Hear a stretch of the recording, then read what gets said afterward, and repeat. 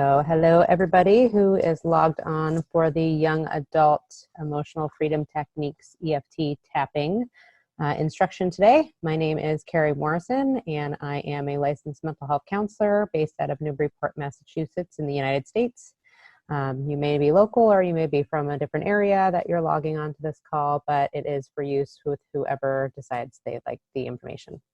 So in our handouts, which I did provide ahead of time, I have a packet of information that will help you to kind of follow along in the instructions. So if you have that packet, please take it out right now and you can follow along with me as I go. So the way that this will be formatted is the first part will be the education about the science behind the method of EFT. What exactly it is, how it works, and then after that I will be going through a process of showing you exactly how to find the points and what to say and how to use them in general. And if at any point you have any questions while we're doing this call, please feel free to type them into the group chat that is down below at the bottom of your screen. You should see a chat bubble. So you can click that and type one, and you can select if it's to everybody, or you can select it just to have me see it, and I will answer it when I see it come up on the group chat. If I don't answer you immediately, I'll just wait until I have a moment to take questions, and then I will answer your questions. As of right now, I have put all of the links for all of the handouts also in the group chat if you did not have those before you signed on today. So you're welcome to copy those and download those to your computer so that you can have them for a later reference. So without further ado, I will get into the science and information behind EFT tapping. So EFT tapping is actually getting a lot more awareness and interest in the public eye right now. Just today, I was even watching a couple of news broadcasts of people that were talking about the method within the last couple of years, even on primetime television and so on. Lots of celebrities use the method now. I don't know if anybody out there has heard of the tapping solution. They're in their 12th year of running. They just did their 12th annual tapping summit online for 10 days, where people from around the world log on at the same time and follow through the instructions that they provide on how to tap on certain subjects. So there's a lot more kind of exposure in the community now of this method, which is great because it is so helpful for just self-care. And then I'll talk more about if you need more than just self-care, what that means with EFT and how that would be provided. So the background on emotional freedom techniques is that it is an exposure therapy that is part of energy psychology. So in the handout, I have explanation of what that is. And for anybody who's not got the handout in front of them, I'll just read it off. So energy psychology, or EP, is a mind-body approach to understanding and improving human functioning. So EP focuses on the relationship between bioenergy systems, neuro and electrophysiological processes, and mental functions involving thoughts, emotions, sensations, and behaviors. And these systems and processes exist and interact within the individual and also between people, so between the energy of other people. They are also influenced by cultural and environmental factors. So this does play into where you come from and how you operate as a culture and what type of culture you come from. So EFT is actually one of the most researched energy psychology methods out there. And another one of the handouts that you were provided is this Science of Energy Psychology Quickbacks. So this gives a little bit more information on that. As of last year, we had over 200 studies that are review articles, meta-analyses, and all different types of peer-reviewed journals that talk about the efficacy, the validity of this information, and 100+ studies document that it is effective. So all but one, it says on this document, of the 100+ studies showed that it was effective. So 99% effective is what energy psychology has been found to be. And that includes an fMRI study of a woman named Petta Stapleton that I was able to bring to Newburyport a few years back, who presented her information on the before and after effects of tapping on the brain with food cravings and addiction. And she came all the way from Australia to speak to us as a community for free, thank goodness, and provide her information on the actual fMRI data that she saw with her people in her study. And the results were amazing. They were absolutely incredible. And if you wanted to learn more about that specific study, you can look up the book. Her book was called The Science of Tapping, I think. Hold on one second. Let me go grab it and I'll show you what it is.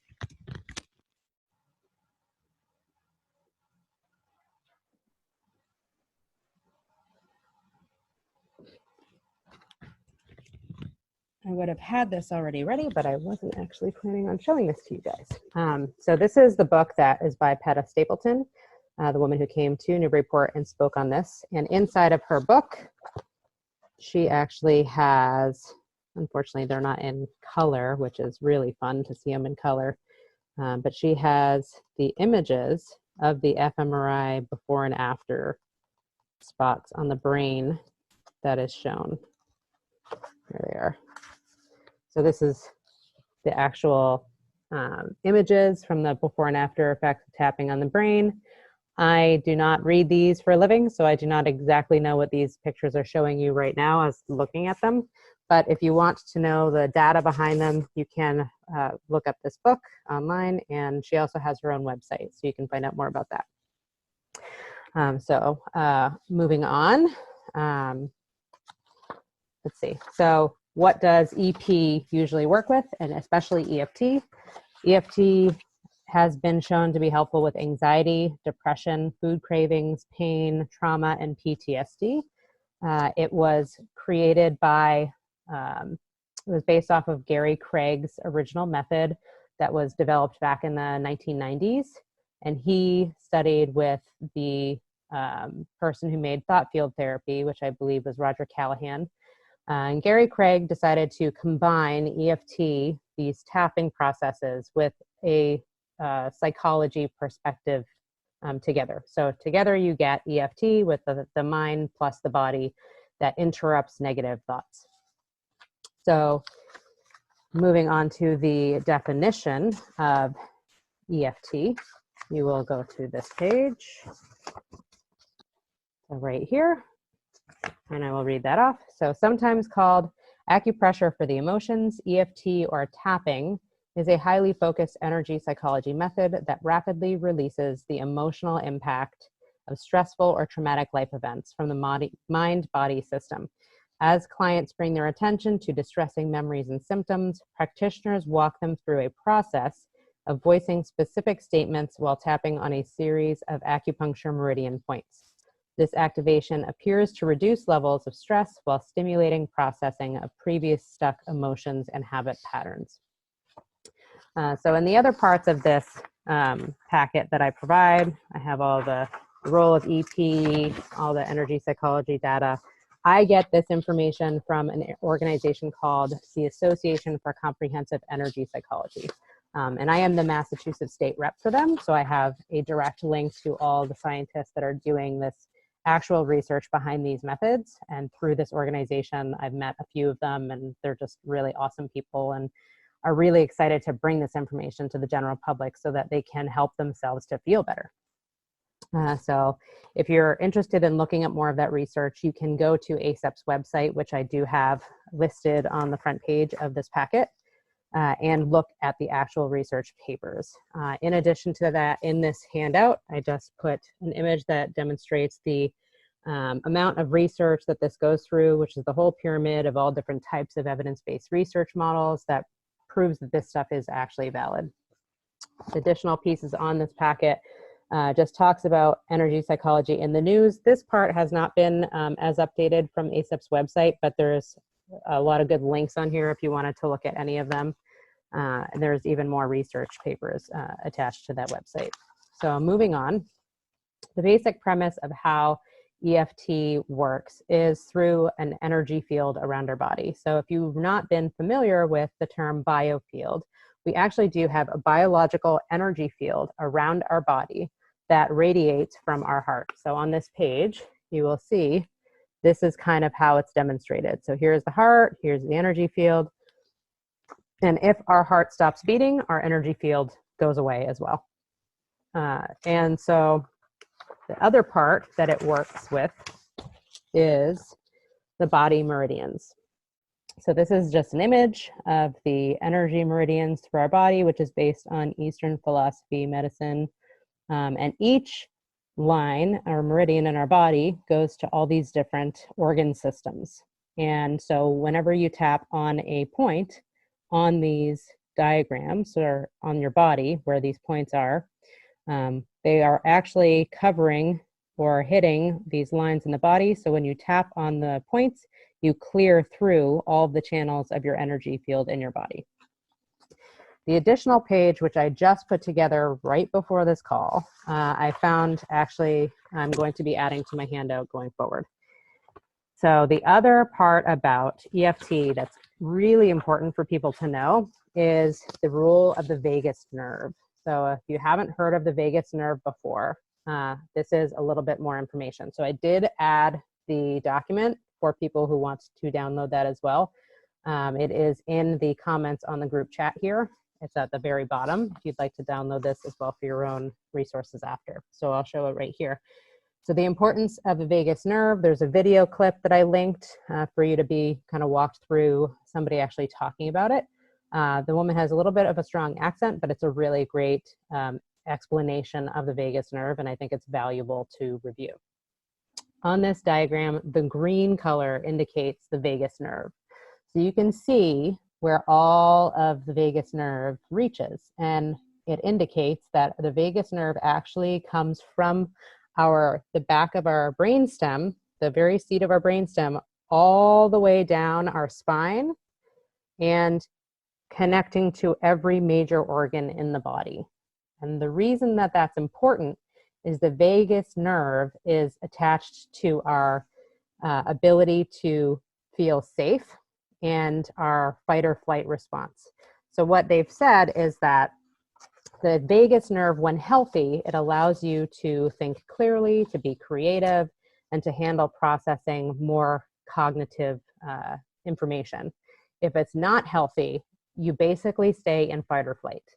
And so somebody who is much more overstimulated and regularly stays in that kind of state of fight or flight, it's likely that your vagus nerve is not in a healthy state. And what causes that are a few things. So here is an example. So, surprise, stress might cause the vagus nerve overactivation, anxiety, smoking, alcohol, overworking, lack of exercise, improper nutrition, and a lack of sleep. So if you've got any of these going on, which right now with our situation in our country and our world, a lot of people have those things going on, it's not surprising that your vagus nerve might be overstimulated and overactive. And so what does that affect also? So here's another interesting image that talks about all the things that the vagus nerve is connected to. So it's connected to your breathing, it's connected to your speech, swallowing, heartbeat, blood pressure, your hearing, your taste, circulation, digestion, your gut health, bladder movement, orgasm, and fertility.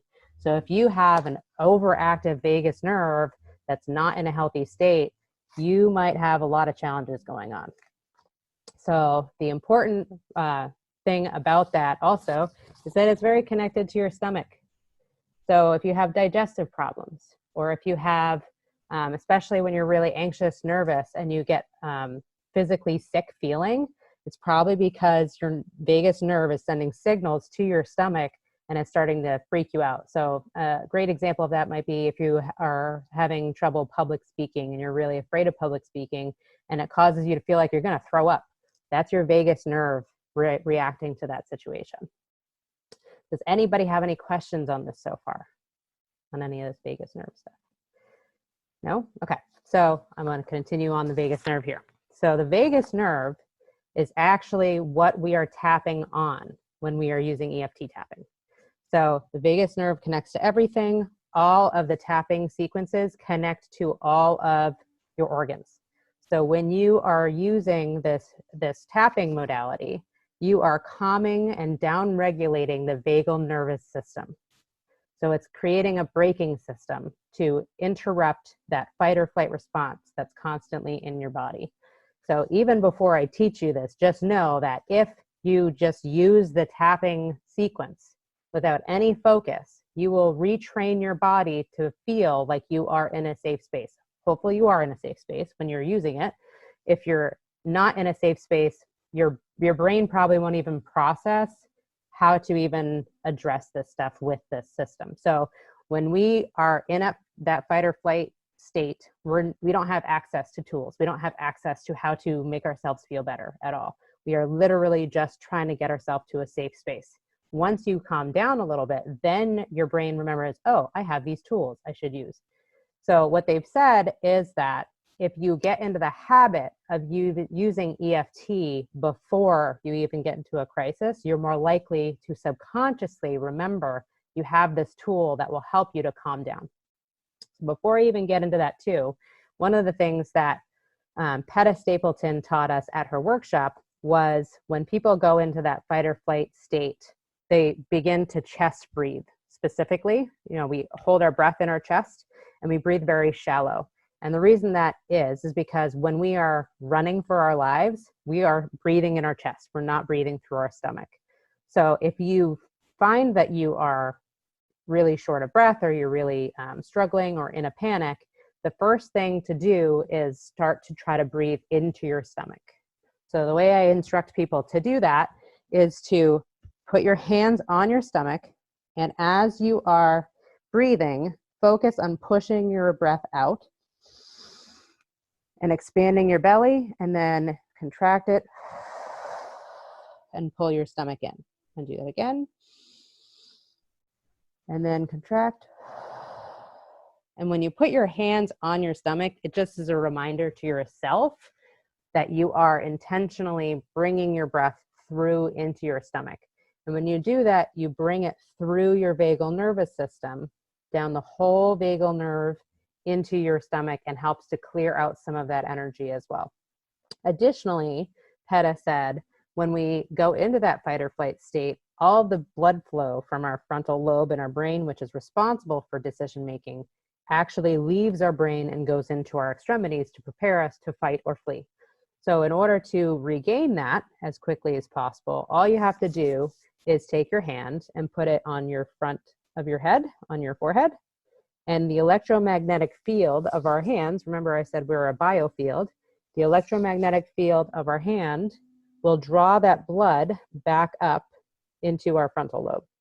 So all you have to do is rest your hand on your forehead for 1 to 2 minutes, and you should be able to regain your ability to think more clearly.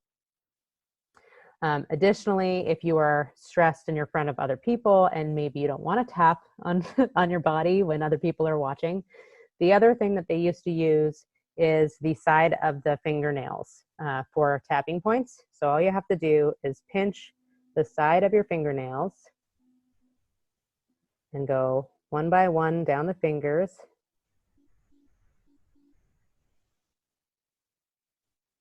All the way down your hands. And you can do this under a desk. You can do this on your lap when nobody's watching. It's very discreet, and it helps you to calm your nervous system quickly. And then at the end, just take a deep breath. And it should help to kind of relax some of that energy as well. Any questions so far on any of that? You can raise your hand, I think, too, if you have the ability to on there. If you're not showing your face or you're speaking, you can also type it in the group chat if you have questions. So if you are satisfied with that information and that seems to all make sense, I will go forward with the EFT tapping instruction. Let me make sure I didn't miss anything in here. I really like hearing how you can bring your kind of blood flow back to your brain by making that hand-head connection. I think that's pretty neat. Yeah, it's very simple and is really helpful. If that's the only thing you can remember to do when you're in a crisis state, is just put your hand on your head. And actually, we naturally do this. If you think how many people feel exasperated and they're like, oh, and they put their hand on their head. So our intuition actually knows how to take care of ourselves, but we don't really know why. So we don't think too much about it, but our body's like, yo, just put your hand there. You'll feel better. So if you do that, it does usually help to calm yourself. Once you get into the tapping points, you'll also learn, there are certain tapping points that are easier to access than other ones, which I've in a jam kind of felt like, okay, I'm just going to use this point because it's easy to access and it helped to calm me from a panicked state very quickly. So without further ado, I will get on to the actual tapping instruction. So this tapping method was taught to me through ASAP. So ASAP has, I think, 3 different levels of training for EFT, emotional freedom techniques tapping. I have taken 2 levels, so I have been trained up to trauma-informed care with EFT tapping. Now, the difference between what I am going to be teaching today and what I do in a client session, because I am a counselor, is today I'm teaching the palliative version level of EFT tapping. And what that means is you can use this for any sort of self-soothing, any sort of just calming of your body, or working on some basic kind of issues to help deregulate or downregulate the issue that you have at hand. It's not going to direct towards a certain memory. It's not going to clear out the history issue that you might have that response connected with. That is what you would use for a therapeutic tapping approach, which is what I do with clients. So if somebody has a specific memory that's very traumatic or overwhelming for them, I would then work with them to specifically address that memory to help step by step go through the overwhelming response that you have, the triggered response that you have in relation to that memory. And I would help you downregulate your response piece by piece until you get to the end of the memory and it no longer causes that kind of electrical charge to come through your body. So it takes, the palliative care takes down the edge, but the therapeutic level will help to completely downregulate the response going forward.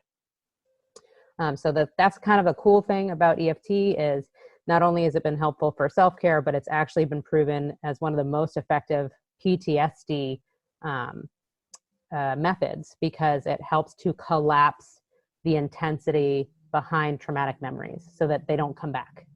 So that's pretty cool. And it's definitely an emerging therapy that's getting more and more attention the more time goes on. I personally think that this is the coming of the best method that we have available to the world in general, because it's so easy to learn and it's applicable to so many things. So the first tapping point that I'm going to show you, so this method that I'm going to teach you, this is the gold standard. So the ASAP has the science behind EFT, and so this method comes from their training. The reason I say that is other things like tapping solution and so on out there is not this method. So if you used the tapping solution method before, it may be different than this or another one out there, like Yes Code is another one out there. It will be different, but this one is the scientifically tested and proven formula for it. Doesn't mean that it's not still helpful the other way, but this is the formula that's used in the actual science.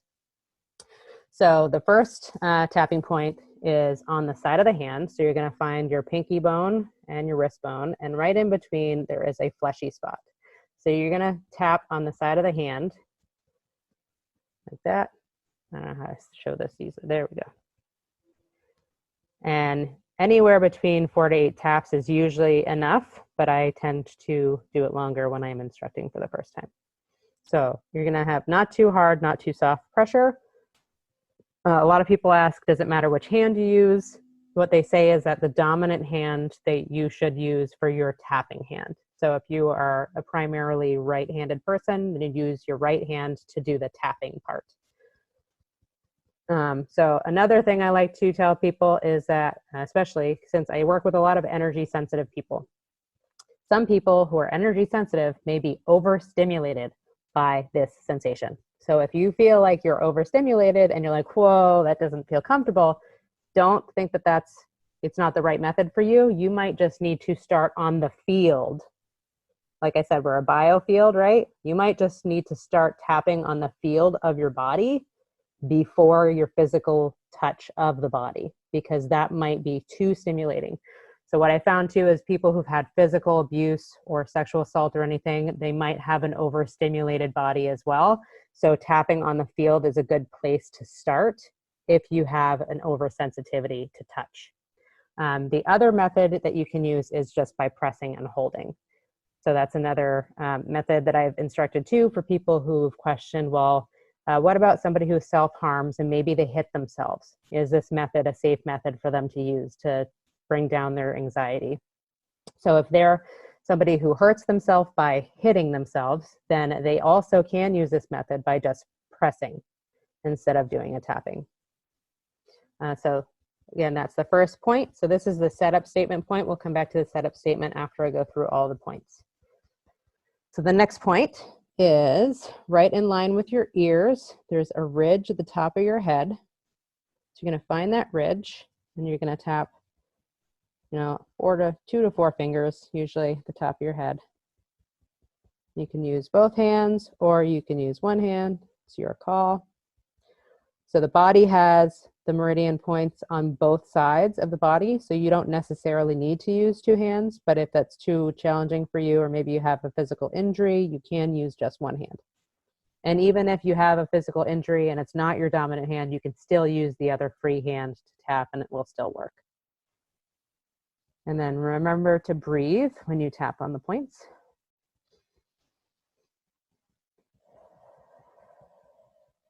And then the next point, the way you find it is you're going to find the inside of your eyebrows and there's this little ridge and you're going to tap 1 to 2 fingers there.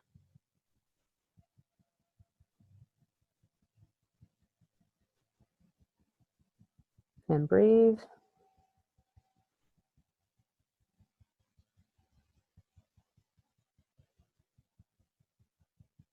And if you notice any sensations, take that as a sign that there's some energy moving. So a sensation or a response in the body might be anything from tingling, flushing warmth.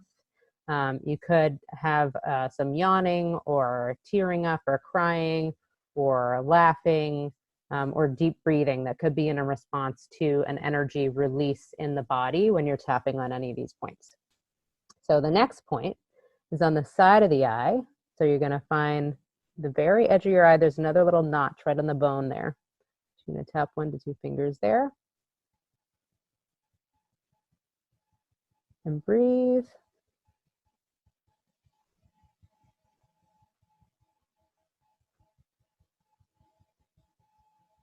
And then the next point is 1/3 in from the nose. There's another little notch right in the bottom bone here. So you're going to find that and tap 1 to 2 fingers there. And breathe.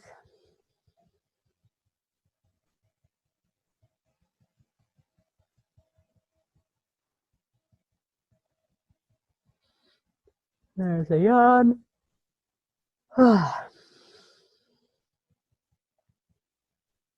And then the next point is underneath the nose, which is right here, right in that little crevice there. And breathe.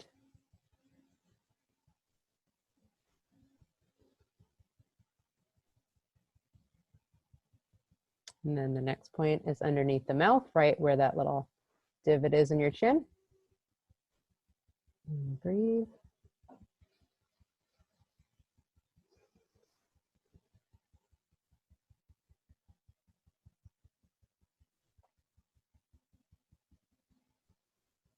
And then the next point is your collarbone point. My hair here. So you're going to find your collarbone, so the center of your neck, right where that bone is in the middle. And you're going to go down 1 inch. Of course, my necklace is in the way. 1 inch, and then 1 inch to both sides. There's 2 fleshy spots there. And you're going to tap there. And breathe.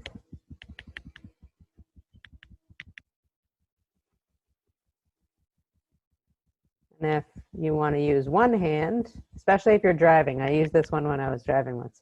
So I had my hand on the wheel and I spread my fingers and my thumb apart and I just tap like that on the 2 spots. Or you can use one hand, whatever is easier. This is my favorite point to go to when I'm in a jam because it's just so easy to access. And then the last point is underneath the arm. So you're going to go down about 1 hand's width right there. For a lot of women, that's about where the bra strap hits, if they're wear a bra. I'm going to tap there. You can also use your hands like this, or you can hug yourself and go like that.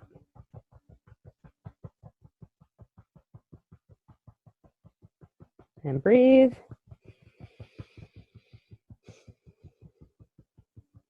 And then relax, and then take a big deep breath at the end.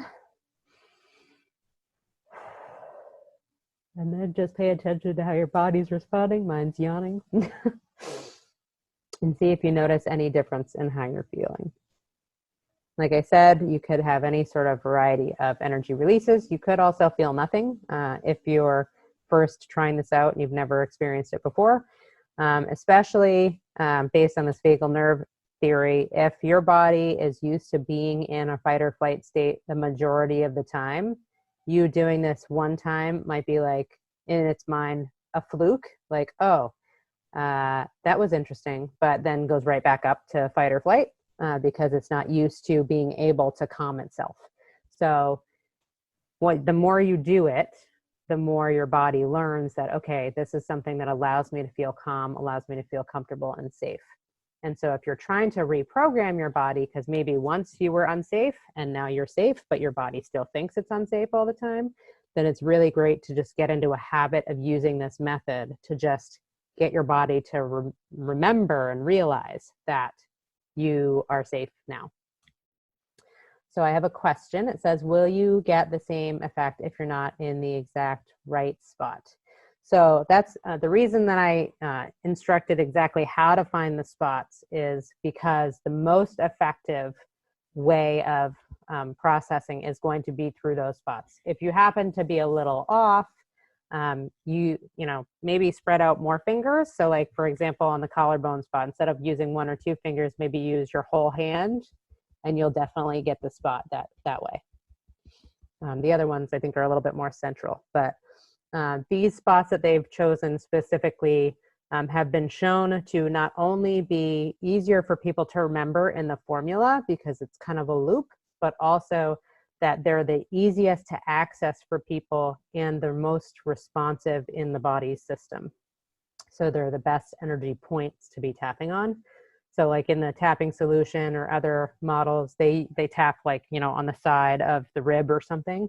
And there's still a meridian there, but scientifically, maybe they've had less consistent effects. So you're welcome. So I would definitely try to stick with the points as instructed and know that those will probably give you the most effective response from that method. So any questions on the tapping points so far? Or anybody want to share, you know, how their body reacted to the tapping? You can message me in the group chat or you can say it out loud. Anybody want to share it all? No pressure. Yeah, I feel much more grounded and I can really feel my parasympathetic nervous system kind of kicking in. Good. I am in the middle of a fast right now. I've been fasting for at least 40 hours and in that sometimes your body, you know, the heart palpitations and things will start and I really don't notice that right now. So yeah, it's very cool. Cool. Awesome. I actually just read something today too that said the vagus nerve is stimulated by fasting as well. So it helps to stimulate it into a healthy state again. So you'll get that additional benefit, it sounds. That's super cool. I didn't know it had an effect on that. I didn't know it was so, I knew it affected every organ, but I didn't know it was so like closely interacting with the stomach. So yeah, that's very cool. Yep. Yeah, so I'm glad that you I have another person on the call saying they definitely feel more relaxed and clear, which is great. Did anybody experience any flushing sensations or tingling or any other body response when they did the tapping? Any yawning, anything like that? Yeah. Okay. Yeah. So I there's definitely had some yawning. Yeah. yeah, good. Yeah. So all those things are just signs that the energy is moving. And when you get into tapping on specific things, a sign that there's also a reprogramming happening in the body is if you can't think about what your next step is. So that's just something to pay attention to in the future. So on to the next part. So the side of the hand is where you're going to use a setup statement if you're going to want to target something specifically. So for example, you know, a lot of people are stuck at home right now and they can't go out. So I'll use that as an example for this. So you'd say, you know, really stress about being stuck at home. And you would want to pick a level. So the EFT works on subjective units of distress as a rating scale. So you're going to pick between 1 and 10, 10 being the highest, what your SUDs, subjective units of distress, would be on that scale of 1 to 10 based on the issue that you're thinking about. So as the example, stressed about being stuck at home, my level is, say, a 6. So I'm going to tap on the side of my hand, even though I have this level 6, being stressed about being stuck at home. I choose to completely and I choose to deeply and completely accept myself. So the reason that you say that type of statement is you're going to focus on the negative experience that you're having a hard time with, and then you're going to pair it with an energetic reversal, which is the positive self-acceptance statement. So whatever feels most authentic for you is what you should say. So I'm choosing to deeply and completely accept myself, or I love and accept myself, or I'm working on loving and accepting myself. That's just, it needs to be accurate and authentic for how you're really feeling. So the additional part to that is that's really helpful is focusing on a sensation. So say, you know, I'm stressed about being stuck at home, and that's hitting my diaphragm, you know, my right here, my solar plexus, if you know chakras. You know, it's in my solar plexus, which would mean I have no power, basically. So I have this, say it's a dense feeling in my solar plexus. So feeling this density. And so you do that self-acceptance statement, and through the tapping points, you then say, this density in my solar plexus, this level 6, thinking about being stressed at home, or feeling stressed at home. And you can just put another name to it. Like if another thing comes up like this intensity or this heaviness in my stomach, this intensity and heaviness in my stomach, thinking about me being at home. This intensity and heaviness in my stomach, thinking about me being at home. And if you don't want to voice it out, you at the very least just thinking about it will still do something. So if the words are a little overwhelming at first, don't worry about the words. Just focus on the sensation where it is in your body and do the tapping process thinking about that stress. And if you can give it a rating just for your own awareness, it's good, because at the end, then you take your deep breath and then you check in with your intensity level again and see if it's gone down at all. Is that clear to everybody, or is that confusing? Any questions?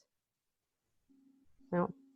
I would love to provide an opportunity for somebody to have something specific tapped on, so I could do a leading example if anybody wants to offer up an example that I can lead you all through.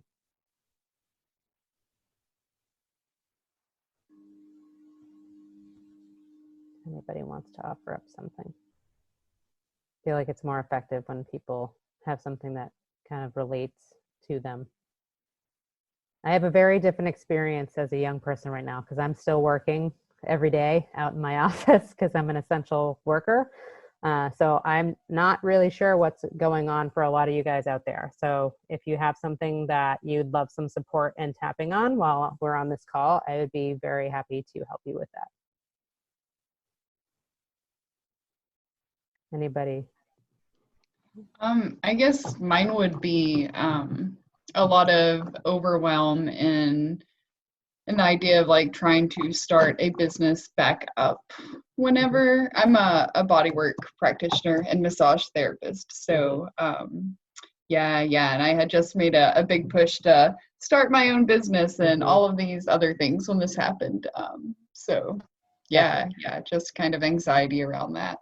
Okay. So when you think about that whole experience, where in your body is there distress?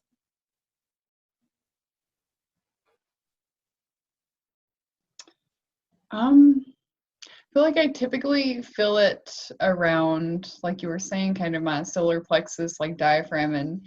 stomach. But today, reflecting on it, I feel maybe in my neck and shoulders. Okay. So yeah, I'll go with that. Okay. The neck and shoulders. And then give it a rating of intensity. So 1 to 10, how high is the intensity for you? I'd say a 7. A 7. Okay.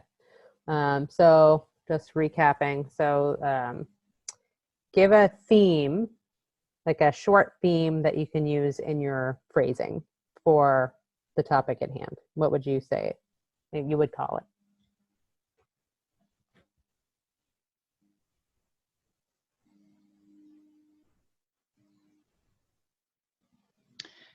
The anxiety around sharing my work. Okay. So you're going to start on the side of your hand and you're going to say, even though I have anxiety about the sharing of my work, I'm choosing to deeply and completely accept myself anyway. Even though I have anxiety about sharing my work, I'm choosing to deeply and completely accept myself anyway. And then you're going to start at the top of your head and you're going to say, this level 7, this anxiety about sharing my work, and I forgot to actually ask what the sensation was in your neck and your shoulders. I would say just tightness. Okay. All right. So this level 7 is anxiety about sharing my work and this tightness in my neck and shoulders. And then you're going to go to the inside of the eye points. This level 7 related to anxiety of sharing my work and the tightness in my neck and shoulders. Side of the eye point. This level 7 related to the anxiety of sharing my work and the tightness in my neck and shoulders. And then under the eye, this level 7 related to the anxiety of sharing my work and this tightness in my neck and shoulders. And then under the nose, this level 7 related to the anxiety of sharing my work and this tightness in my neck and shoulders. Under the mouth, this level 7 related to the anxiety of sharing my work and this tightness in my neck and shoulders. And then collarbones, this level 7 related to the anxiety of sharing my work, this tightness in my neck and shoulders. And under the arms, this level 7 related to the anxiety of sharing my work and the tightness in my neck and shoulders. And then you're going to take a nice deep cleansing breath.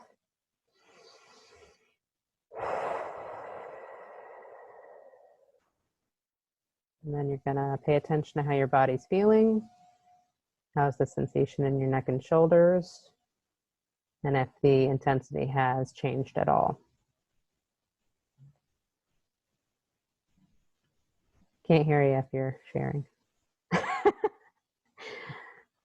The downfalls in Zoom. It's okay. Okay, yeah, I definitely feel more lightness and ease in my shoulders. The sensation when reflecting on it now, it's still there, but it's Mm-hmm. way less. I feel like it's maybe like a 3 now. Okay. And it's interesting that my shoulders, like the tension actually like feels way less than it did. Good.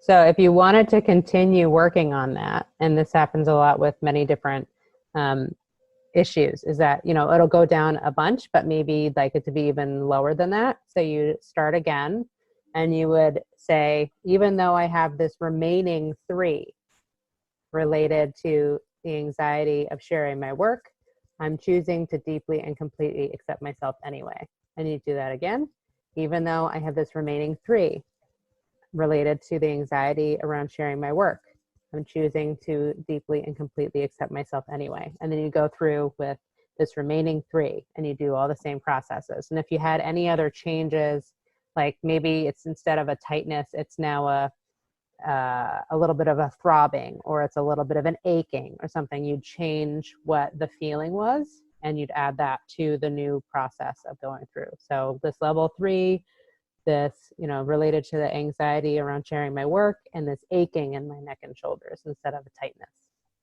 And you go through the whole process, do the cleansing breath again, and see if you can get it even lower. That makes sense? It does. Is it typical or likely that it would move from one spot of the body to another? It can. So it might, yeah. So I've had a lot of people be like, oh, well, I didn't have this here before, but now it's moved to this place. So then you just target a different place. So you say, even though I have this remaining 3, and now I have this sensation in my abdomen, and you focus on what that sensation was, and you'd add it to the process. They've actually talked about how pain sometimes, in tapping on pain, sometimes the pain moves to another part of the body, because the pain usually is related to an emotion. And so when you start to work on the pain, then it starts to move because emotions kind of move through the body too. So it's very interesting how things kind of shift around. So the other lovely young lady who had put in a comment, I'm just going to check in on where that's at. So another person said, I am an essential personnel as well. The stress of my job and my workplace, definitely in my shoulders, 7 to 8. And I don't know if you had tapped along to your own situation as we were going through it, and now you felt a difference, or if you'd like me to walk through that itself on our own, targeting your specific situation. So if you want to just give me a message on here and let me know if you'd like me to tap through it with you. Okay, so she tapped along. So if there's anything else that you'd like to tap on, feel free to message if you want me to focus on something else.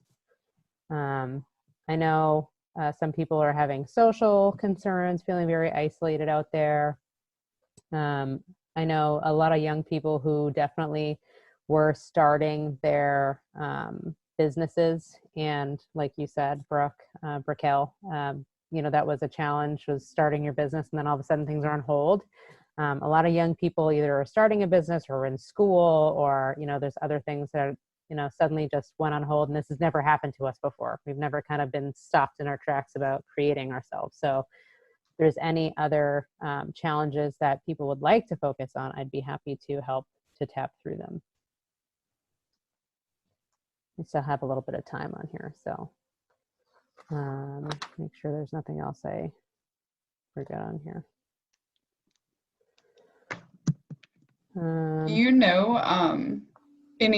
So I feel like I definitely believe in this type of work, but I feel like there is some resistance still amongst the general public.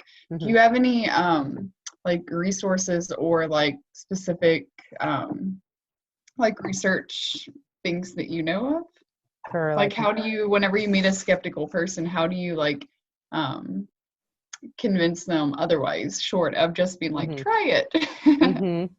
So I've definitely found as a young person entering the field that it definitely helps me to have scientifically backed information to spout off to anybody who has any sort of critical concerns. So that's why I'm glad I found ASEP. So the Association for Comprehensive Energy Psychology is actually not just therapists and psychologists and the like. It's actually a bunch of different people, including body workers, nurses, and other things and even shamans are in this organization.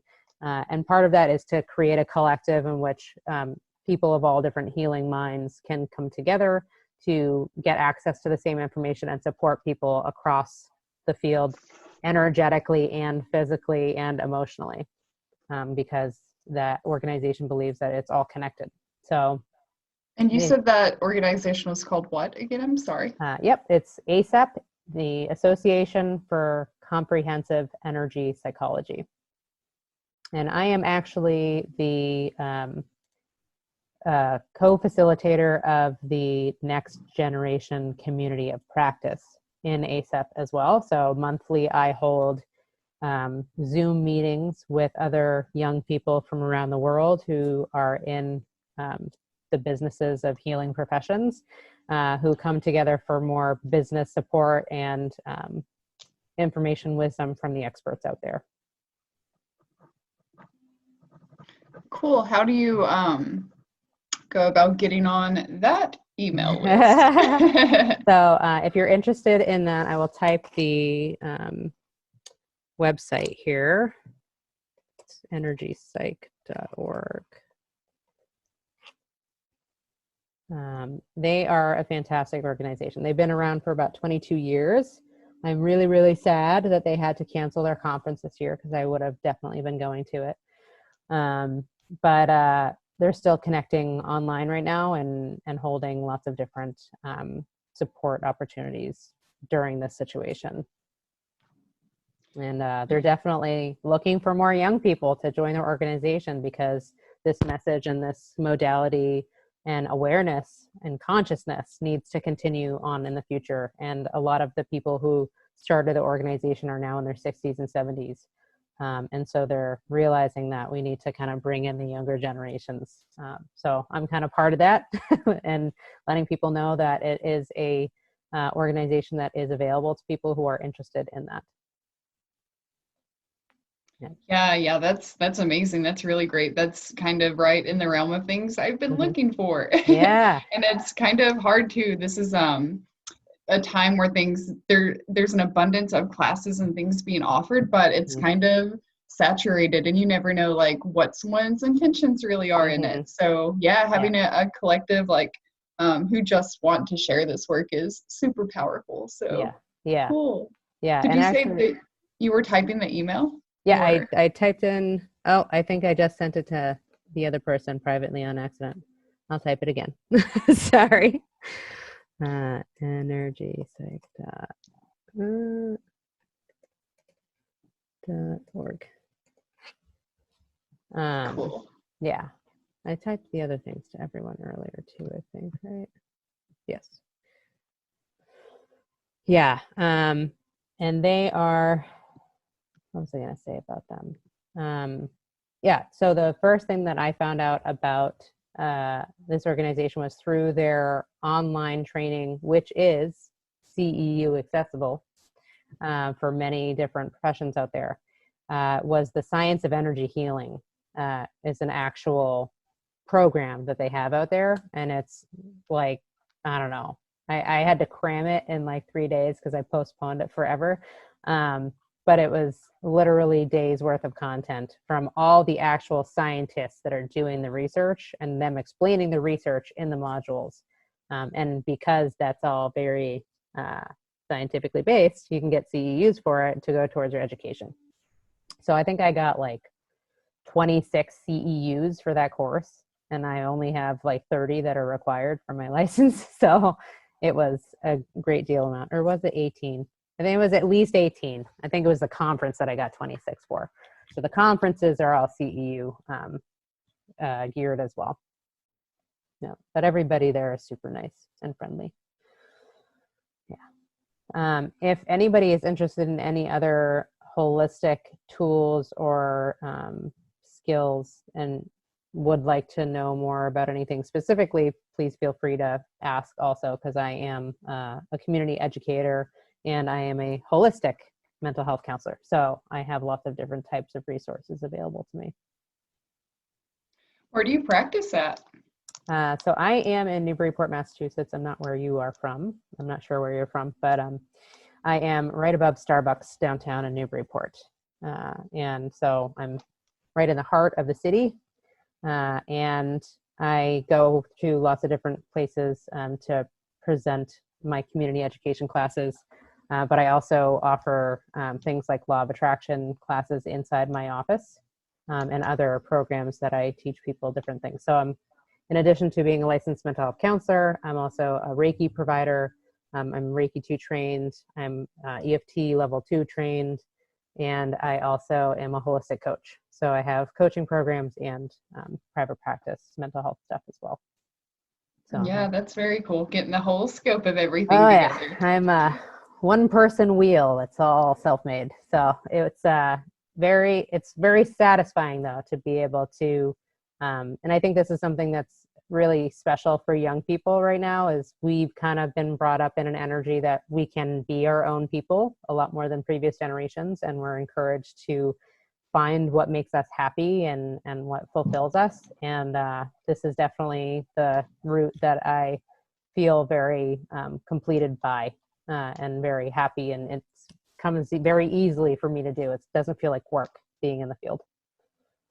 So if you feel like that's how you feel in the body working industry, for massage and stuff like that, then that sounds like that's probably a great direction for you to go, regardless of what our country is doing to us right now.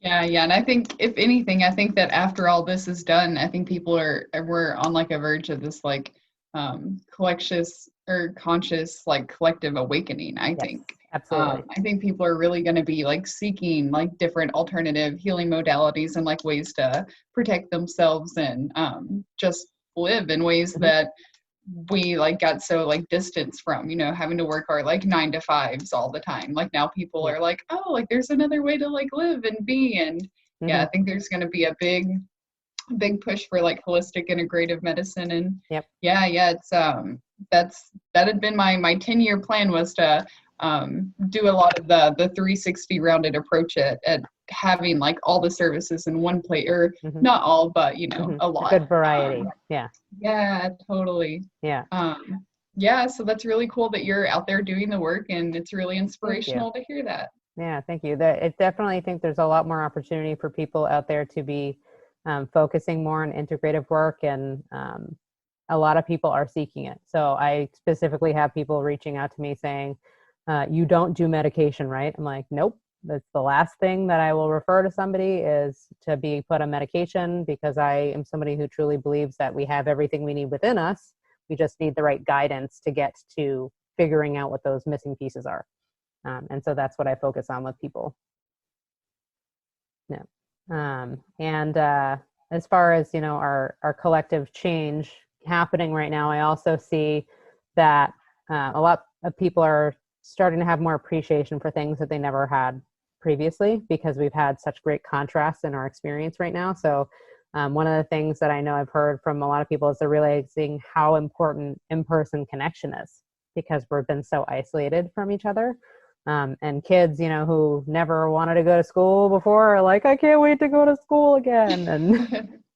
And students that were doing online learning maybe for a couple of courses before, now we're saying, if you're doing most school online, I'm not going to go there, because they've been forced to kind of go through this experience and be really uncomfortable, and realize that there is something different to being in person than there is with being online. And one of the things that I point out to people about what the difference is, as I was saying, this biological energy field we have around our bodies, it interacts with other energy fields. It overlaps and entangles with other people. And if you're in a good space with somebody and they are really positive and so on, you want to be around their energy, because then it kind of fulfills your, needing to raise your own vibrational energy. And you just can't get that through a computer. So, we do need that energy around our physical body, our physical space, to enhance our life experience. And, humans are naturally social creatures. So, this cannot go on forever. And even though we don't have a specific date of when, our isolation is going to end, I definitely believe that there is a light at the end of the tunnel, hopefully, coming up very soon. I think within the next week and a half is when our supposed initial date is supposed to be lifted for isolation. And I've been keeping up on the CDC website to see what the death tolls are, and they continue to go down. So in our country, as of the week before, was about 5,000, I think, and then this week was 500 this past week. So it went from 5,000 to 500 in just a week of deaths. So it seems to be going in the right direction to have us be released. And also the fact that, and even our president announced this publicly, that the longer this goes on, the worse the cure becomes than the original issue.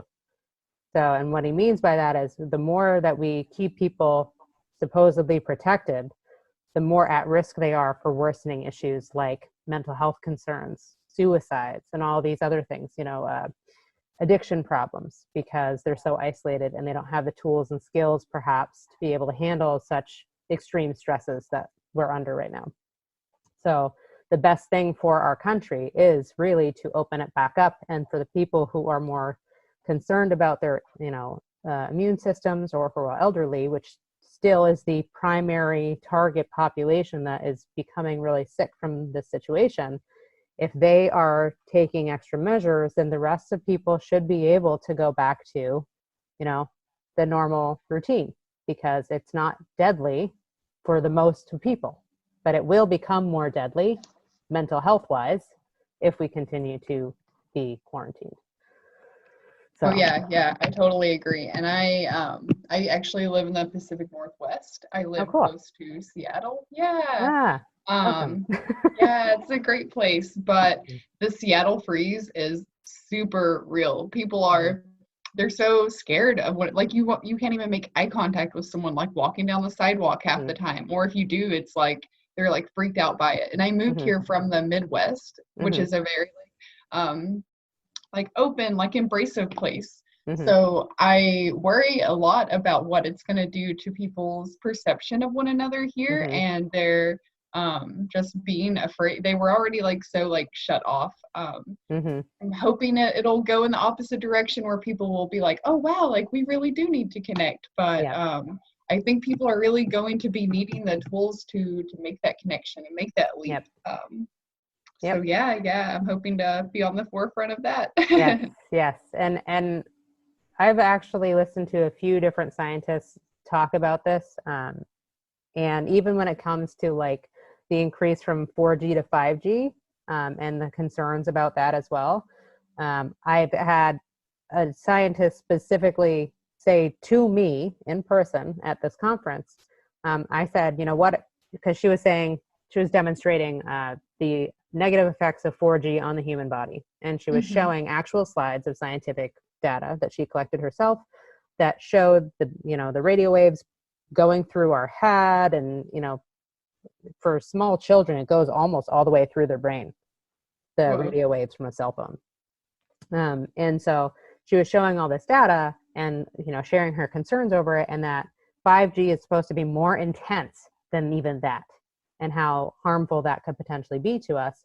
And so as a concerned person, I was like, okay, well, what do we do if we don't have any, way of preventing this for ourselves? How do we thwart what this situation is going to look like? And she literally said, you have to increase your vibration. So the more you are in a high vibrational state in your body and your vibrational frequency is higher, the less likely you are to be susceptible to anything like radio waves, impact, as well as any bacteria, any sort of illness. The higher our vibrational frequency, the healthier that we can stay. And actually, maybe that's why I still have this in here. So I have another image. It talks about vibrational frequency. You can probably look this up on the internet too. But it talks about how illness starts at a certain level, cancer starts at like 48, whatever. Our normal functioning is at like 60 something. Essential oils increase our megahertz significantly if we have pure essential oils. And then positive thinking increases our vibration by 15 megahertz. Prayer, another 10, I think is where it says on here. But a negative thought, where's the negative thought on here? Negative thought brings you down 12 hertz. So if you're already kind of like in the cold, area, 12 hertz is going to take you down. It's going to bring you into that illness susceptibility. Mm-hmm. So the more that you can stay positive and the more you can have optimistic thoughts and switch your thinking into a place that feels better, the more you are likely to thwart anything that could be happening, in sickness or illness around you at all. But the mainstream's not going to say that. Oh no, not at all. To let people know the power is like within them, that we'll put so many big pharma companies and all these other, like, I don't know, a lot of people that should be out of business but And I will say, we as young people started getting a really bad rap at the beginning of this whole situation. Yes, there were some people out there who were not listening to guidelines and who were partying and all that stuff, but I also think that young people can be some of the biggest game changers for any situations, because we are kind of born with this innate passion and willingness to kind of ruffle some feathers, but also just not take it like previous generations have. So we're a little bit harder to kind of push down. And so I think as young people, we are really, really strong. And we have the ability to make change happen around us, no matter where we are, if we can keep ourselves in the right state. Yeah, I definitely think you're right. And I think that this even younger generation that's coming up, we have climate strikes and things here where I've seen like hundreds of little kids in like middle school and high school kids all getting together to like march down the streets and shutting down the Capitol. And it's a pretty cool thing to see. And as hard as this whole lockdown is, I think it's empowering in a lot of ways to see the things that we can do and we can make it through and and still survive. But I think you're right, and it's really good to connect with other people who have a similar mindset. That's really cool. Yeah, there's a lot more of us out here than we think that there are. We just don't know where we are. We don't know where everybody is. And don't know where to look sometimes too. Exactly. I actually was just about to walk out of my door. I almost forgot about this class, and I was having a hard time this morning, and I sat and meditated, so I didn't leave at the time I thought I would, and I got that notification. So I feel like the universe was really just like lining things up. Nice. Synchronistic. Yeah. Law of attraction. Yep. I say there are no coincidences, only cosmic conversations. That's a good one. Yep. Yeah. And the universe has cooperative components that make things happen for a specific reason. Totally. Yeah. Yep. So as far as resources go, because this is how I'm kind of spending my time, is like building myself up in my field, so I will have these resources to share to people when this is all over. You would recommend that energypsych.org is a good website to go to for those resources? Yes, so they have actually an entire resource tab. So you can find resources and all the science behind everything. Additionally, I will put in another one. So it's called, this is an organization that, and you just type in r4r.support into your web browser, and that will bring you to a website that's linked to ASAP. It's actually a separate website called Resources for Resilience. So they have humanitarian people from around the world who volunteer their time to make videos to do these energy practices and help people to guide them along in calming their nervous system. And they have a whole website right now that says, based on how you're feeling, click this one to get, a different practice, blah, blah, blah. So if you're angry, go to this one. If you're stressed, go to this one. It's really easy to navigate and intuitive. And I highly recommend them as another resource. They also have a YouTube channel with all their videos on it. Cool. Okay. Yeah, I will happily check both of those out. That's super great. Yeah. Thank you, Kerri. I really You're appreciate it. No problem. Do you have an Instagram or a Facebook page I could follow? I do. I will type those in as well. So Perfect. Facebook.com/awaken HCS is Facebook.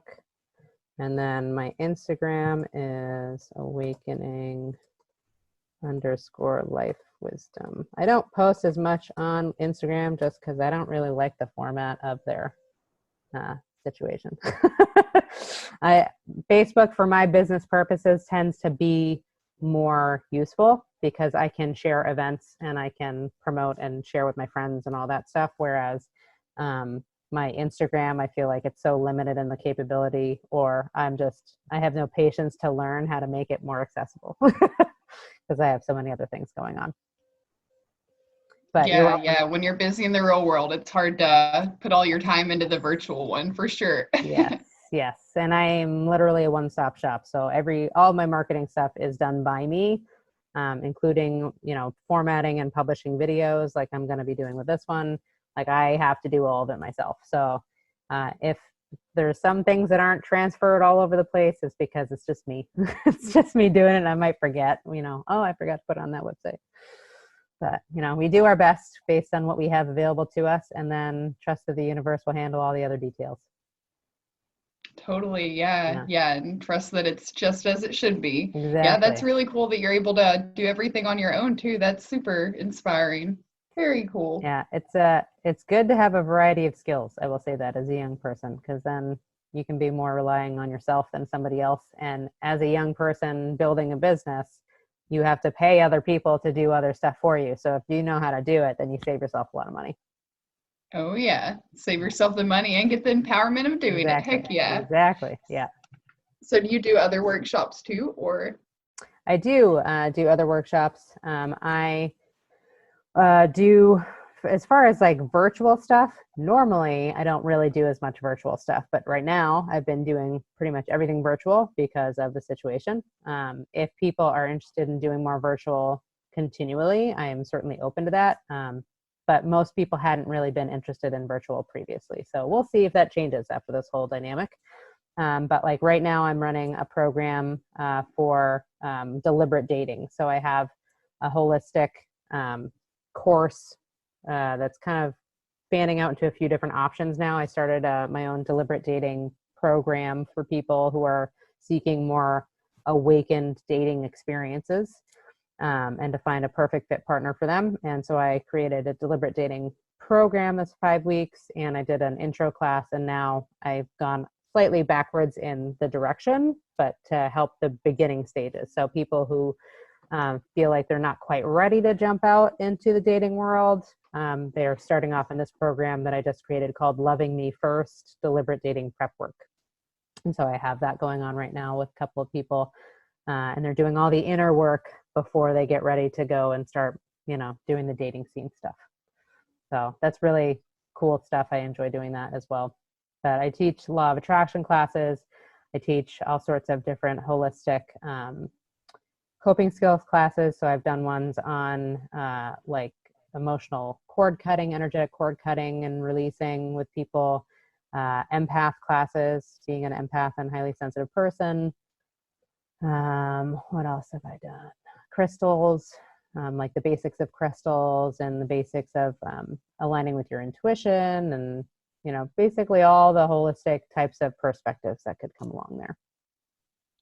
Totally. Yeah. It sounds like you've got a really good framework too. Yes. I really like the dating idea. I've never heard anything like that before. And I think that's like really overlooked in a lot of ways, Yeah.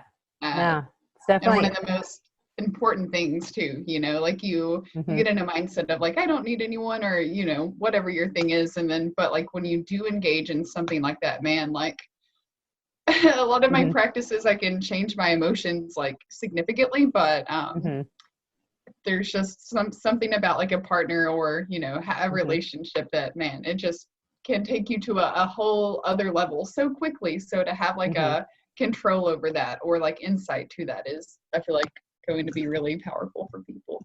Yes. Yeah. A lot of it's based in law of attraction, an actual positive thinking mindset and how to attract the right person to you, sorting through all the bad ones and getting rid of them so you don't have to focus on them. But yeah, it's actually a newer course. The programs that I made just started back in this last fall. So it's not even been a year yet since they've been created, but they've gone really well. And a lot of people have found them to be really helpful. So I'm going to be looking forward to scheduling the next program once this whole isolation ends.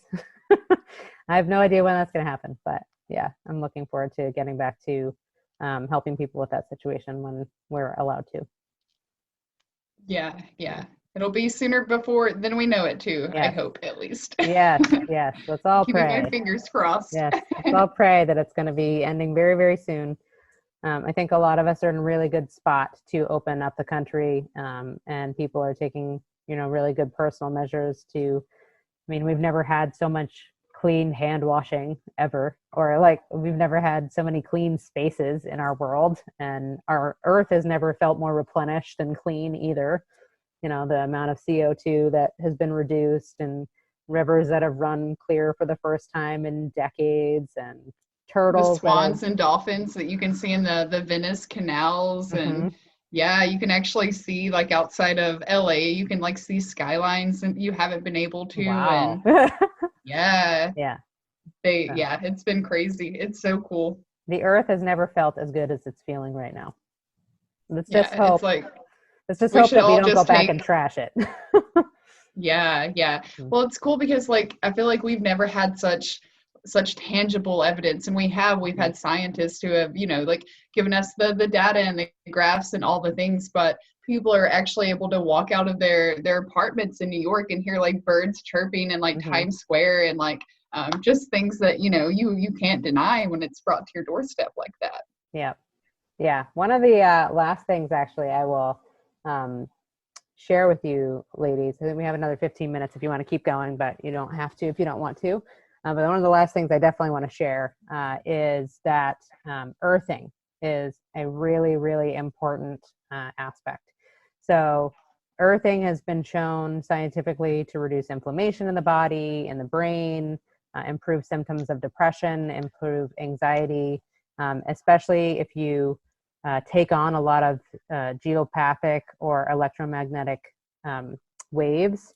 It will help you to discharge that built up energy. So in order to earth, all you have to do is go outside and put a bare hand on a tree that's buried in the earth, or a bare foot, on the ground, and just leave it there for, a few minutes is good, but if you can do 15 minutes every day, you will discharge all this stuff from your body, and you will feel healthier and lighter and more energetic and just clearer overall. And you'll even, a lot of people say they sleep better.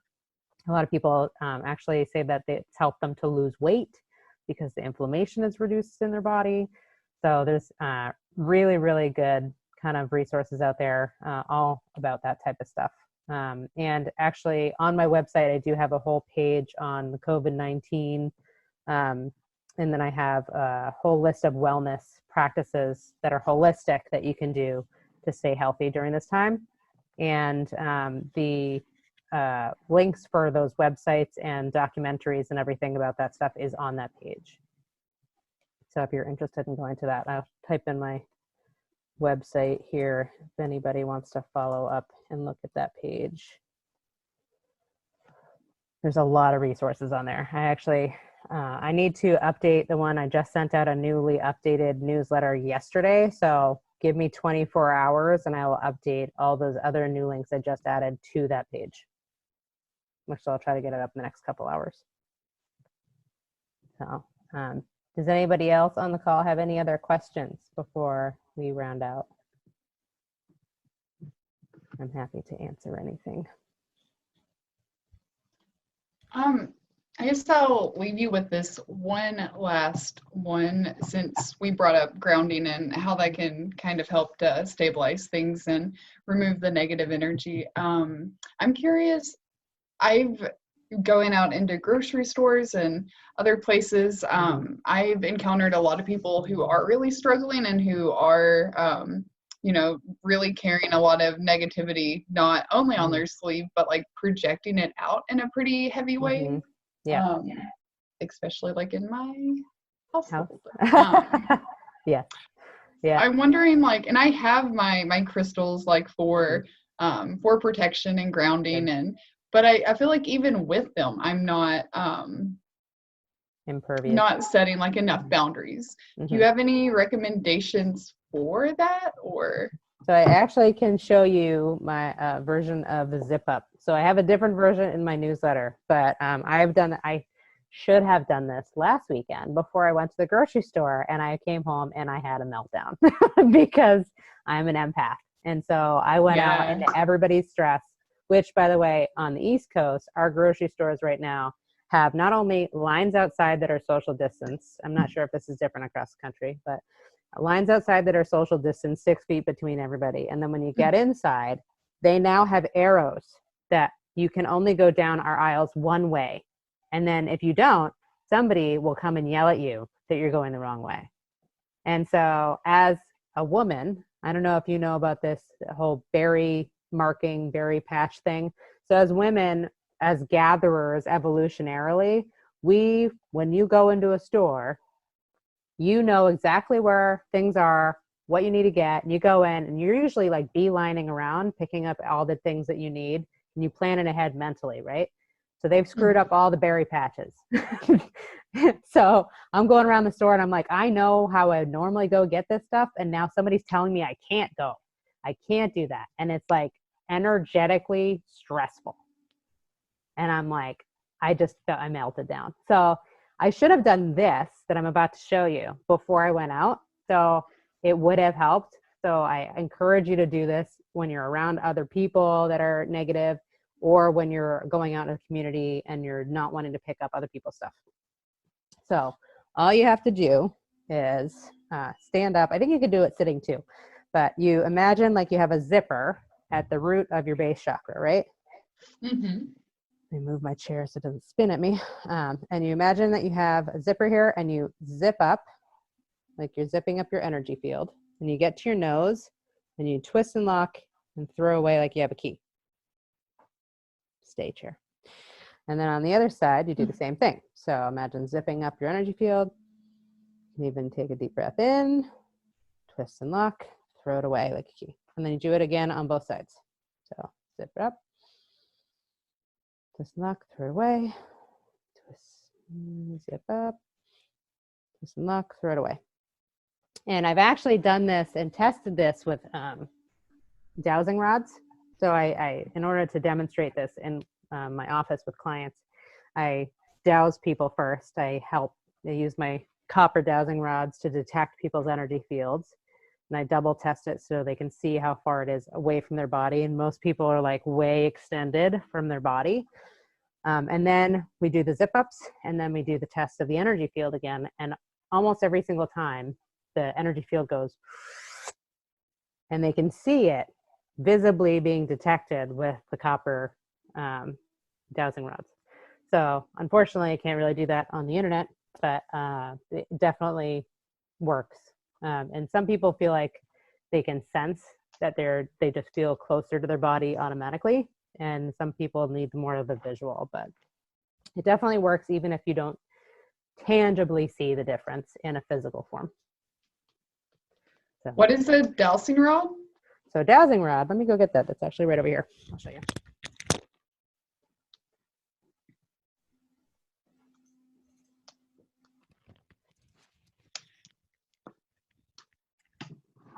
These I actually picked up at my conference because they had some vendors there, the cool stuff. So these are copper dowsing rods. So they have handles on them, and they're used to detect water and also energy. So you have to like just point them, and then like show me a yes, show me a yes. I'm gonna uncross my legs. Show me a yes, and they'll move on their own. So I asked it to show me a yes, which is usually crossing. Show me a no.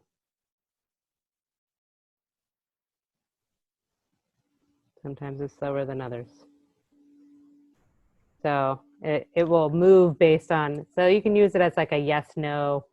It's like a pendulum, it tells you yes, no answers to things, but it also can detect energy fields. So that is super cool. Wow. Cool. Yeah. I did buy some online on Amazon, and I wasn't as pleased with the ones I got on Amazon as I was with these ones, which I bought in person at the conference. And the difference that I saw was that these ones have wooden balls at the end, which I feel like must do something. And I feel like the rod is a little bit more flexible than the other one. And so I feel like it moves with energy a lot easier.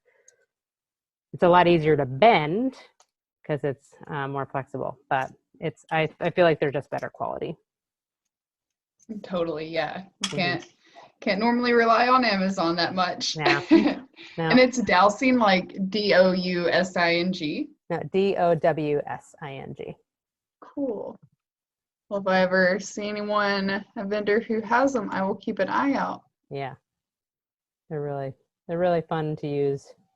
I used them with my nephew and my niece one time at the house, and I said, "Show me where the kitty is," and it was like, "Whoop," and they're like, "Oh!" They're like, "Where's the kitty?" They're like waiting for it to show. So they can be dangerous for the kitty cat. I know, right? Oh no! It's like no peace. I know, right? Yeah, but it's a cool visual demonstration for children too, because kids are very visual. Totally, yeah, and having something like that they can actually like handle and see and play with and show where kitty is. Exactly. Yeah. Any other last questions before we round out the call? Any other comments? I personally don't have any questions. I feel like you explained everything super well. Where did you read that article about how fasting affects the vagus nerve? Do you remember? So I actually saw a video on YouTube. It was an Indian guy that was talking about the vagal nervous system, and he was going through all the different things that it affects. And he was talking about, yoga also helps with the vagus nerve. And the other thing is like splashing cold water on your face or taking like cold baths also stimulates the vagus nerve. I made a couple of other quick notes on that real here. There's like two other things that I thought were helpful. Do you remember the title of the video? It was just probably type in. Huh? I'd have to look in my history. It's okay, no worries. But also singing and chanting vibrates the vagus nerve. Deep breathing and laughter also stimulates the vagus nerve. So all those things are good for just down regulating the nervous system. And EFT is an additional skill for that. Yeah, very cool. And I feel like those are all things people need a little bit more of in their life. So especially right now. Yes. Yeah, totally. So if you are providers out there, which I think you both are providers out there, thank you also for, helping heal people and work with people right now. And we can make the change happen in the world that we want to based on our energy and our focus. And totally, yeah. And sharing and coming together like this. Exactly. Thanks so much, Kerri. Your very welcome. Information's been great, and I feel very inspired to check out a lot of resources. So thanks so much. You're very welcome. And I try not to say people's names. So the other person who's on the call still, thank you so much for sharing your questions and for being here as well. And I hope that you got as much out of the programming as Raquel did. So hopefully I will be in touch with you at another program in the future. And if not, I wish you well on your journey and stay positive out there. Thanks so much. I hope to see you again too, Kerri. Take care. Bye. Bye.